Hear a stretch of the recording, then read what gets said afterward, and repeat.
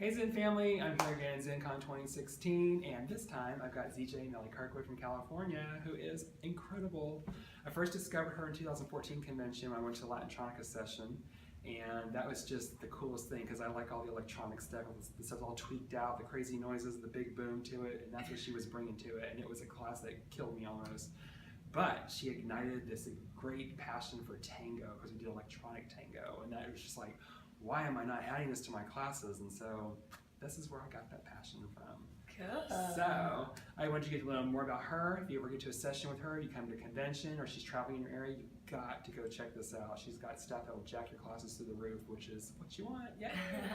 So when did you first become a Zumba instructor? I became a Zumba instructor in 2005.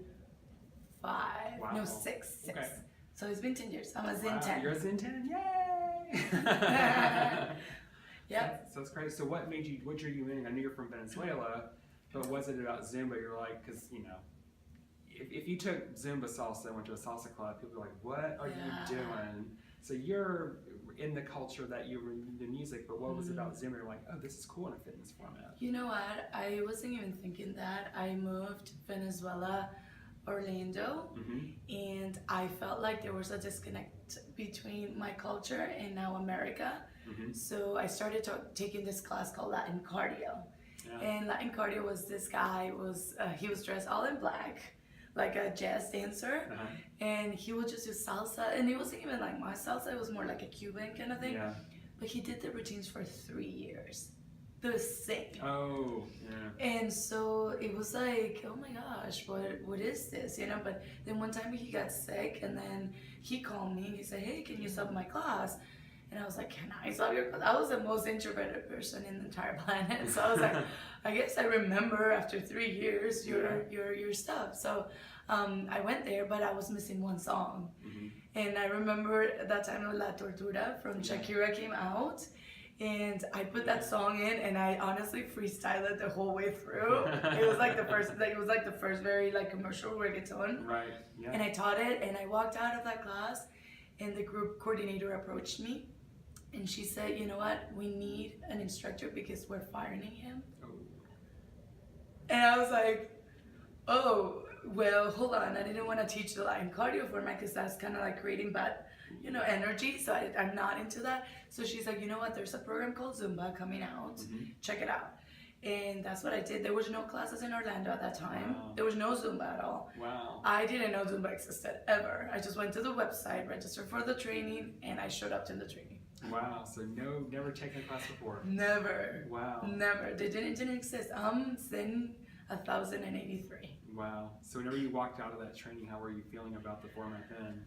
Well, now you have volume 1 that you can watch in your house, and you can tell exactly how I felt. What am I going to do with this? Because, you know, as much as we love Beto, he was like doing 8 on one side and 6 on the other one, and I couldn't memorize choreography at all. There was no like verse or chorus now that the way we have it.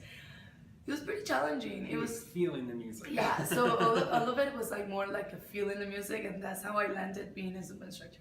Cool. So how long was it until you decided to become a ZJ, and what made you decide to take that step? I decided because people were pushing me. Oh. I never considered myself talented enough. Every single time I see other people and the way they dance or the way, you know, technique, I never went to dance school in my life. Right. I discovered dance when I was 16, and then whenever I wanted to go into professional, I went to a dance school, and the professor or the teacher literally told me that it was too late. Oh, wow. So it hurt my, I was like, you're hurting me, but what else do I do? So I think like I landed in Zumba and in the world of dance fitness because I love dancing. I danced by myself in my room when I was little. And so I decided to be a CJ because somebody went, you need to do it. Right. And I said, no, I don't have the skills to do it. And I applied and I got called. So were you always comfortable making up your own choreography and stuff?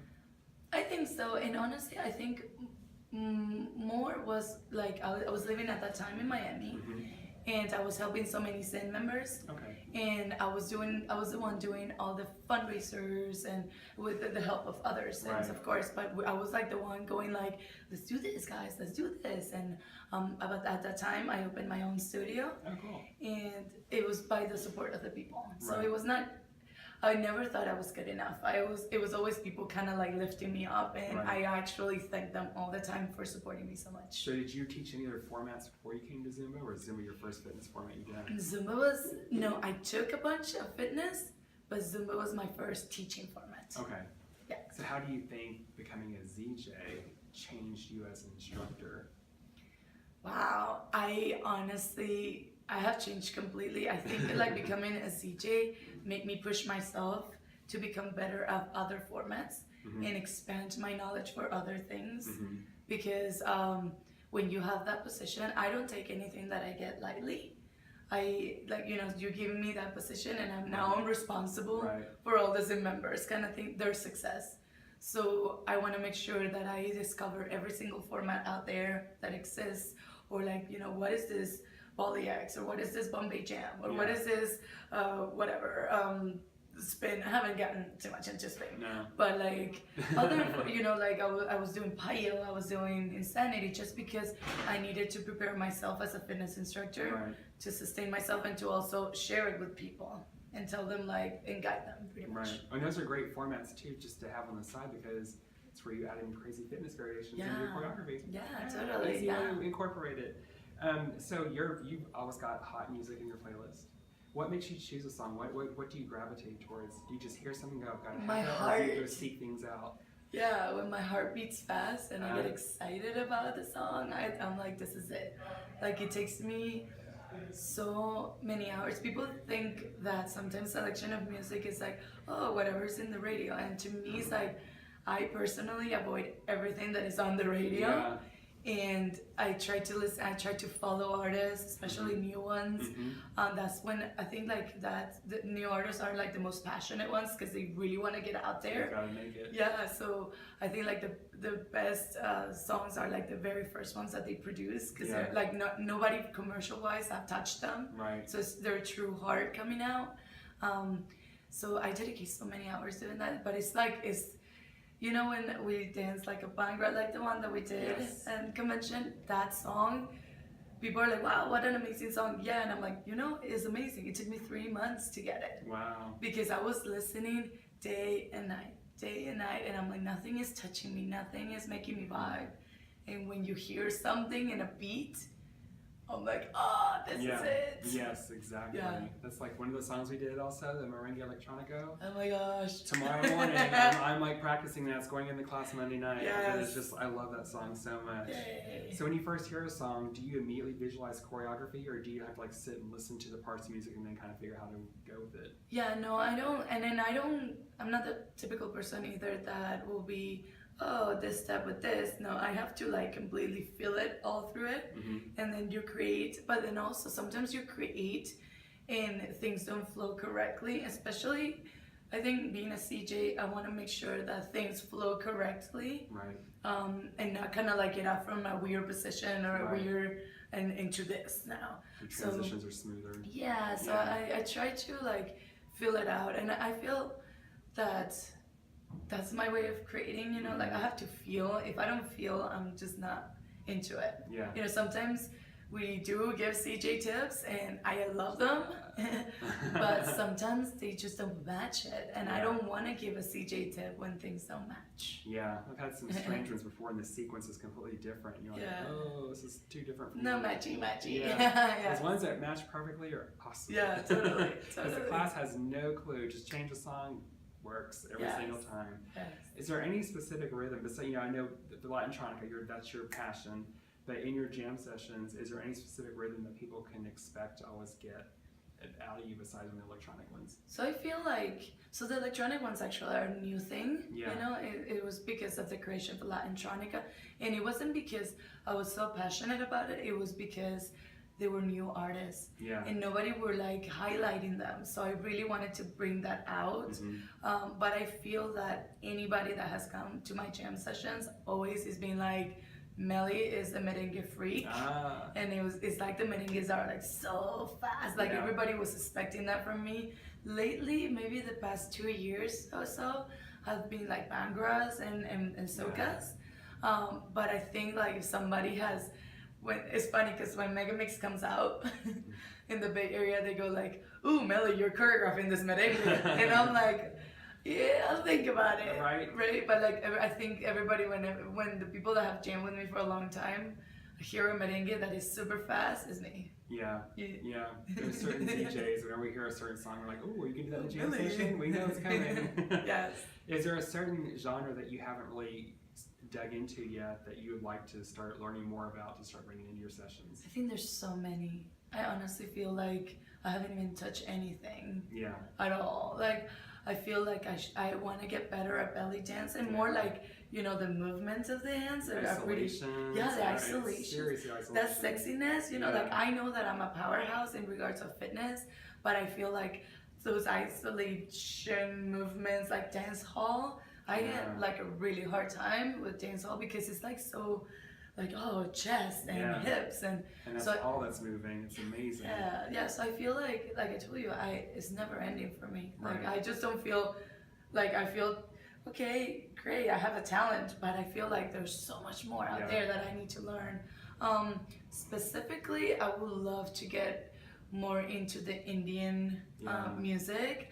I feel like it's so festive and happy. It's different because the beat is so different. It's not what we're used to hearing here, so you really got to challenge yourself to feel that rhythm in it. So I'm amazed by I was telling you guys about in the jam session when I see guys doing Bhangra and they're dancing and I'm looking at videos and I'm like, oh, that looks so easy, and you try to do it and you're like, holy, that's nothing. And then you see the Bollywood videos and they're not even sweating either. And you're like, and I'm dripping. Not right. I'm like 2 kicks, dripping completely. Exactly. So what would you tell a Zen member who's never been to a jam session why they need to get to one? I think that it's all about community. We cannot be human beings that are isolated and we don't learn by ourselves. I think like anybody grows whenever they go to a jam session, especially the Zins that have started Zumba and like so early in the stages of Zumba. Like I feel like the newer Zins are supporting us so much, and in general the jam program. But the other day actually I had a Zin member that has never been in a jam session, and she is like a Zin member for 5 years or so. And she finished the jam session and she's like, wow, you know what, if somebody would have told me that this was gonna happen, I would have been here more often. And say, you know, you just need to open your heart, because the same way I grow. Every time I go to a jam session, I grow. There's so many other rhythms. Every time there's a jammer coming to my area, I'm there. And it's so cool. Like, it's so cool. I have not taken out in my playlist. I have Tamara Pitts, I have John Gonzalez, I have Robert, I have who else do I have? I have Alicia Arroyo lately, Courtney Ackerman, like all those people that I co-jam or jam with them, or I've just gone to their jams. My playlist is full of them. And it's so different styles. So it's like, I would like to tell them that you cannot be just on your own thing. You just get tired and you're gonna burn out. And it's fun because when you bring all these different jammers in, it's like you're doing a master class with 10 instructors, but it's just you. So your class gets a really good treat and they love it. I mean, 90% of my playlist is all just ZJ material.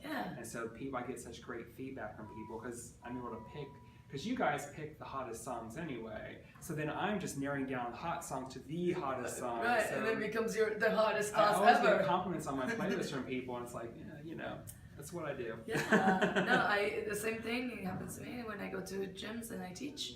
People are like, where'd you get your songs? And I'm like, a lot of research and a lot of jam sessions and people that I admire. You know? We had a person that was a newer member, a newer Z member, and we were telling about jam sessions, and she said, oh, well, some of the people told me they're terrible, they're not very good. And we're like, no, you need to come. So we convinced this girl to come to the jam session. And afterwards, like, so what'd you think? She's like, oh my God, this is like so amazing.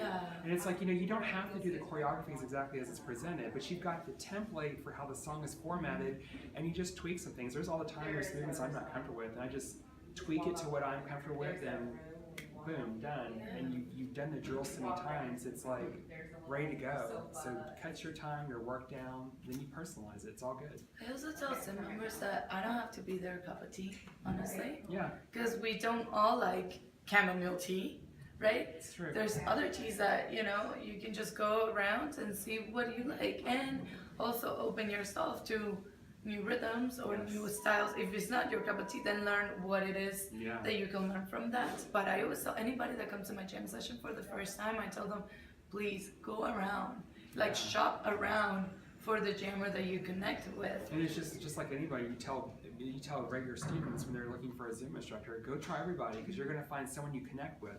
Same with the ZJs. You find that one, you're just like, oh, I need all your material. Yeah. So try all of them. Which is funny because I tell them that and they keep coming to me, which is cute. What but, can you say? but I mean, I think new Sim members in general, actually this year they told us that Sim Jam sessions are the top reasons why people join Zen. Oh, cool.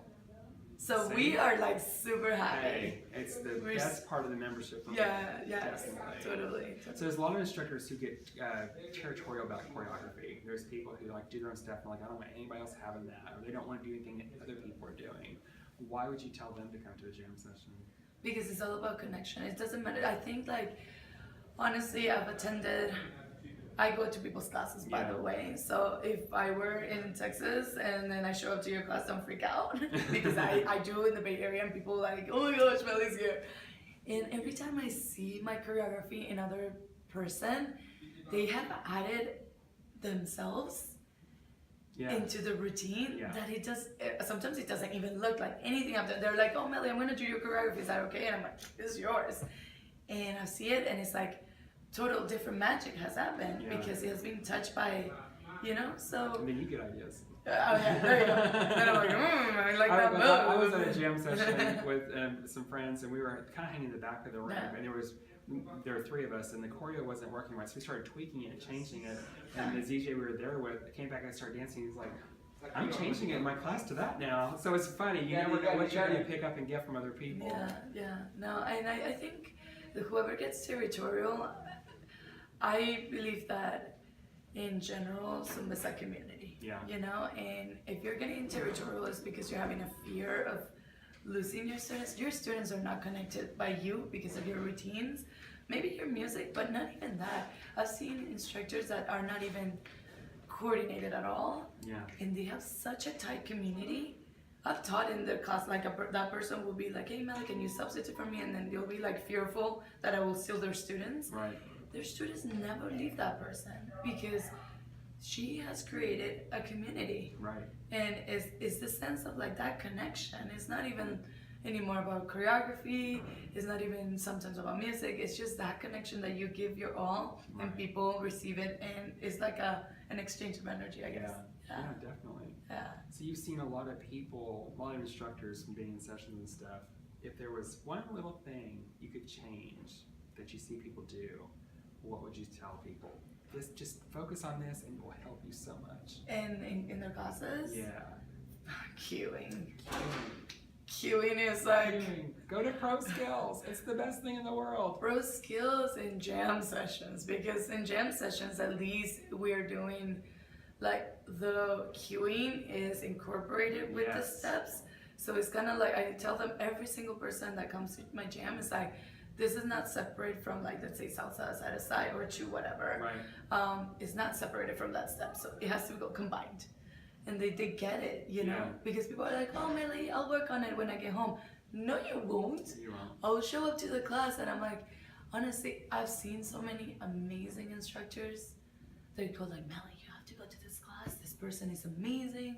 And then I show up and I'm like, where am I going? Exactly. And I feel like a like a dumb person in the back, kind of like stumbling back there. Like, where am I going? And the person is charming and beautiful and whatever it is, and I have no idea where I'm going. Yeah. I So lose. seriously, go to Pro Skills and go to jam sessions, because you get all that reinforcement that you learn in Pro Skills, and it's a drill that you get to do and reincorporate all those skills all over, and it sinks in, and you will become amazing. I promise.